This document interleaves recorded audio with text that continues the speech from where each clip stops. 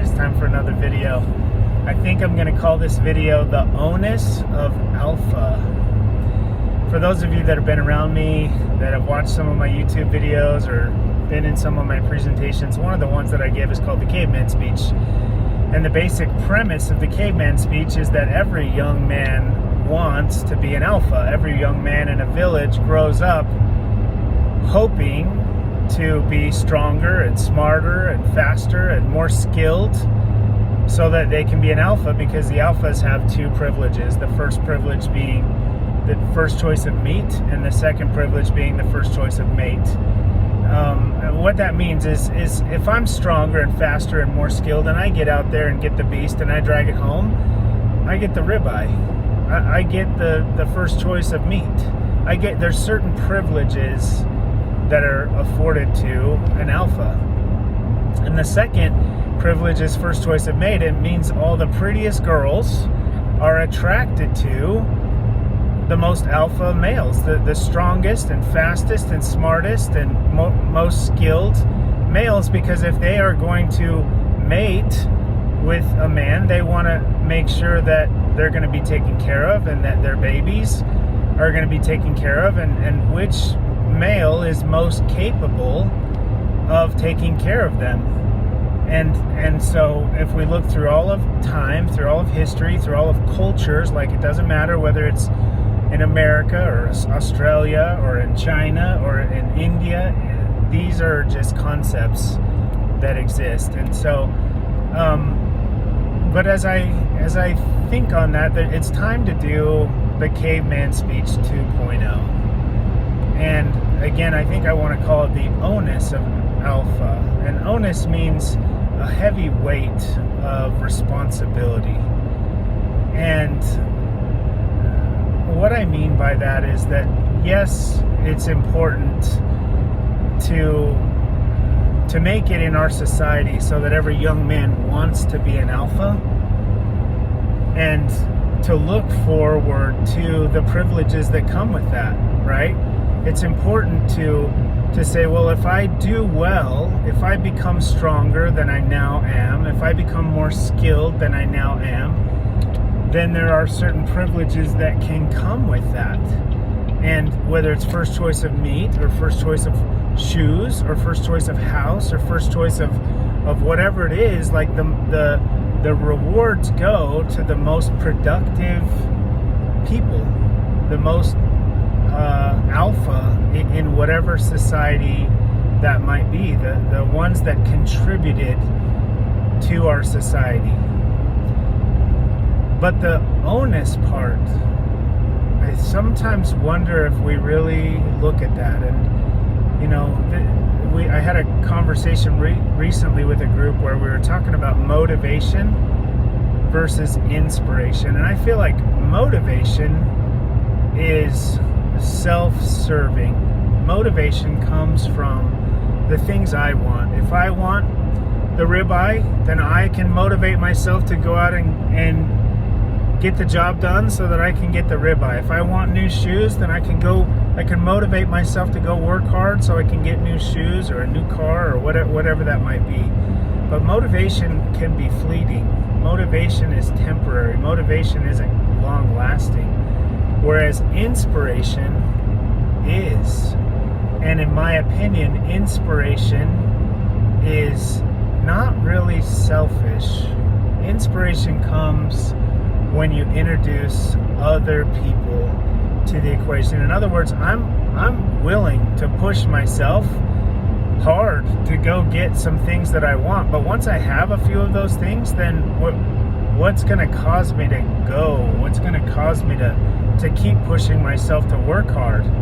And the answer, it doesn't come from within. It doesn't come from self-serving or getting things or food or any of that for myself. The true source of lasting motivation or inspiration comes from contribution, comes from your ability to serve the people that are around you.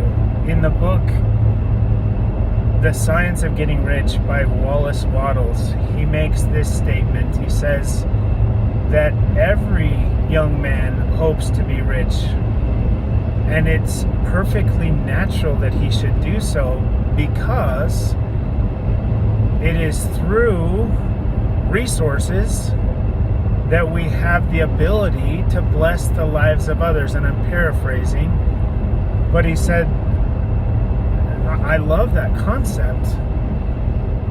He said, love is denied expression through poverty. And what that means is that if I'm not that productive in society, if I'm not able to go out and get food, I can't share it with the people that I love. I'm denied expression. If I don't have, I can't give, even if I love you.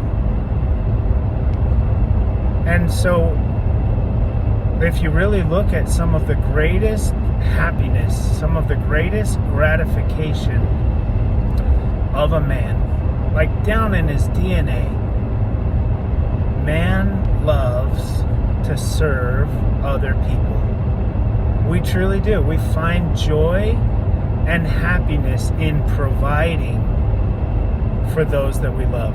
And not just providing poorly, but providing well. Like, no young man that I know of, when they're going through the courting and the dating process of attempting to attract a female, ever goes and says, hey, I really hope that 10 years from now, we're struggling. We're living in a shack and we can barely eat. There's no young man that I know of that's attempting to attract a female with that mindset, with that school of thought, right? Because in that relationship of, hey, let's get together and make a family, there is inherent roles and responsibilities. And for all the feminists out there that are like, women can provide for themselves, I get it, that's true. I'm not trying to take that away from you, but historically and throughout all continents and cultures, that there are roles and responsibilities that, generally speaking, can be attributed to the males. And men are to provide. It's part of their role and responsibility. Men are to preside. They're in charge. That's called a patriarchal society. And men are to protect. Like, you'd think of a man as a coward if he put a woman between him and the danger. He's the one that's supposed to stand between his family and whatever's dangerous, and whether that's a saber-toothed tiger or whether that's another tribe or village that's threatening. We don't send the children out to fight. We don't send the women out to fight. We send the men. And the leader of those men is usually the alpha. And alpha doesn't always mean that they are the tallest. Alpha doesn't always mean that their bicep is the biggest, even though in masculine culture and society, there is some benefit to being taller, or some benefit to having a bigger bicep, which gives you a little bit of an advantage in terms of physical strength over those around you. That's not the only measurement of strength. It's not.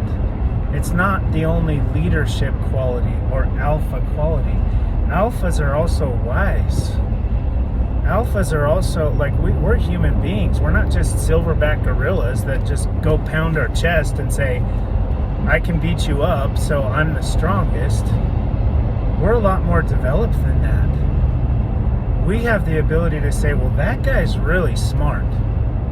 That guy has thought through all these things, and the probability of our success when that guy is our leader is much higher because he's smart. And that's a form of strength, being smart.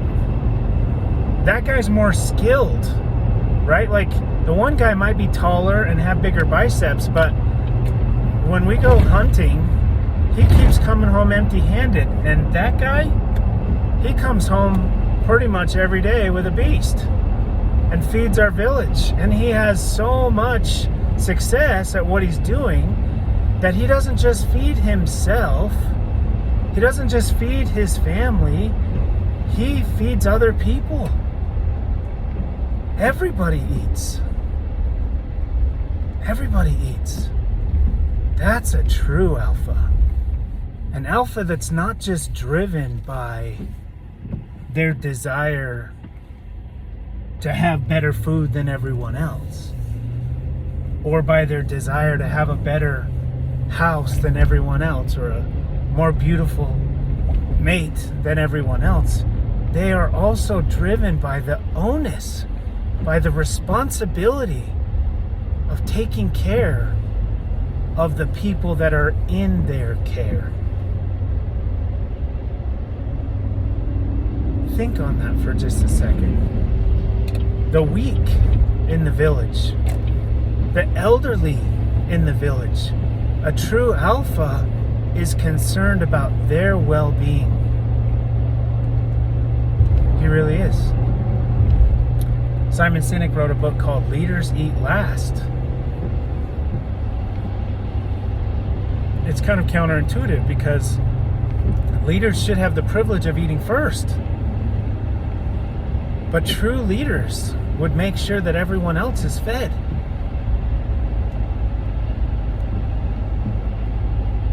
And as we tap into that idea, as you tap into that idea for yourself, I think you'll find an unlocking of your beast mode, where you're like,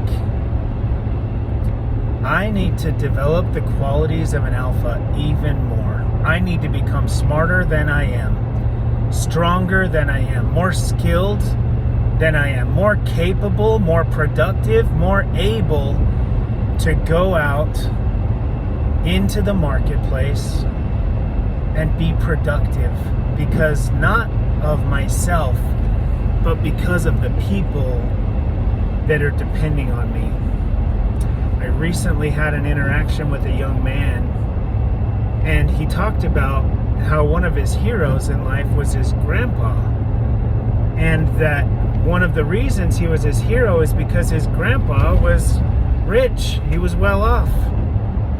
And so many people would look at that and be like, well, yeah, I want to be rich too, so I can have a nice house and drive a nice car and all that kind of stuff. But that wasn't what made him his hero. He became his hero later in life when all the people was like, oh, that's your grandpa? You know, that man is an amazing man. My family didn't have the resources to bury someone that died, and your grandpa paid for the funeral. And he said that interaction moved him. It caused him to say, I want to be like that. I want to be like my grandpa. See, that grandpa, I don't even know him, but I know this: he had enough resources to pay for a funeral. And who knows whatever else he did to serve the people around him. And the reason that this story is particularly painful almost to myself is because my own grandfather, when he passed, there wasn't enough resources in his estate to pay for his own burial. And I had to witness my parents, and my father in particular, and siblings of my father argue with each other about who was paying for the funeral, and agree upon paying for that funeral. Having my dad was the one that paid for it, and the other people that were supposed to contribute and some of the hurt feelings when some contributed and some didn't. And it became a void inside of me, like I don't understand how does a man work his entire working life, and at the end of his life there's not even enough excess, there's not enough reserves, there's not enough savings, there's not enough resources to, well, first of all, leave an inheritance for your children, but second of all, to even take care of yourself and take care of your burial. And I'm sorry if I'm being a little slow, but I'm processing because there is some pain inside of me. There's a place inside of me that says, I will never, ever, if it's at all within my power, I will never do that to my family. I want to be more like the grandpa that helped pay for the funeral of the people that didn't have resources, not the one who other people had to contribute to their survival and success. I want to put myself in the power position, the position of strength, because it is only from a position of strength that you can serve and help other people. Let that be your inspiration. Let that be the reason you get up early and go after it. Let that be the reason that you're reading books related to your field so that you can learn things that you didn't know before and hopefully go out into the marketplace and be more productive. Because I'm telling you right now, as someone that's been through this process, it's fun and everyone's got to try it. You should go out and work hard and become successful and get the reward so that you can start to get some of the things you never had. For many of the people of this generation, I see them buying shoes that they've never been able to have, and they wear those shoes and other people are like, wow, those are, and I don't even know the names of these shoes, but it's important to them, and I'm not trying to take that away from them. For me, some of the first prizes I got for myself were some guns. When I had some resources, I bought some guns because those were some things I had always wanted. And then I bought some four-wheelers, and I bought a pickup truck because I'm from Idaho. And every young man in Idaho grows up saying, man, if I had the choice, I'd drive a pickup truck. I'd really rather drive a pickup truck with four-wheel drive than I would a 15-year-old beat-up car with two-wheel drive that gets stuck in the snow. And those are some of the privileges of doing well in the marketplaces, that you can buy a gun and you can buy a four-wheeler and you can buy a car. But eventually, when you have a four-wheeler and a car and a truck or whatever, there has to be another source of motivation. There has to be another source, and it's not always just a nicer truck or more pairs of shoes. Like, eventually you get to where you have enough guns, you have enough shoes, that there's a diminishing return on that.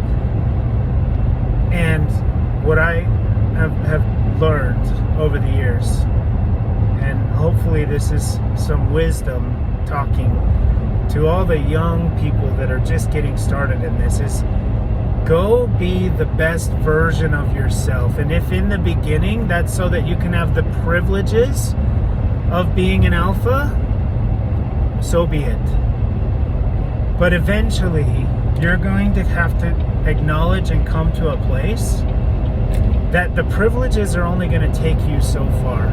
The privileges are only going to motivate you to get out there and get the job done so much. Because after you've drug home 10 beasts and you have your freezers full, what motivation do you have to go get more food for yourself? You don't. Your motivation then becomes, wow, if I'm so good at this skill set, what if I could drag home 2 beasts every day? And that's enough to feed not just me and my wife and my children, but it's also enough to feed others. other people that are struggling, whether it's the elderly or the infirm, or whether it's someone that had some bad luck, and put yourself in the power position. Come from a position of strength. If you would serve and help other people, you must first serve and help yourself. You must first strengthen yourself, because it is only from that position that you have the means, the ability, the resources to serve and to help other people. And so the onus of alpha can make you more alpha than the privileges of alpha, because they're met with duty, with responsibility, with care. Dopamine is a chemical in your body that's released whenever you get something that you want. Gambling, it's called the addictive chemical sometimes. Whether it's gambling, drugs, pornography, video games, whatever it might be, dopamine is released when you get something that you want that's self-serving. It's the selfish chemical. But if you want the antidote, if you're struggling with addiction, if you're struggling with selfishness, if you want the antidote, you will find it. Not in being more selfish, not in giving yourself more of those things that cause dopamine. The antidote is serotonin and oxytocin. Your bloodstream, your body likes those chemicals even more than it likes dopamine. And those chemicals can only be released in social settings. You cannot get them by yourself. Those chemicals come from serving others, from loving others, from contributing to others, having others be proud of you, knowing that they can depend on you, having deep, meaningful relationships with those people. If you don't believe me, go serve someone, and after you've served them, pay attention to how you feel, how that makes you feel. If you don't feel like $1,000,000 when you were able to pay for someone else's dinner, or go help rake their leaves when they couldn't, or plow their driveway when they couldn't, figure out how to serve more people. And you'll be surprised at how much more meaning and fulfillment you have in your life. As a father, I can tell you I'm way more interested in what I give for Christmas than what I get.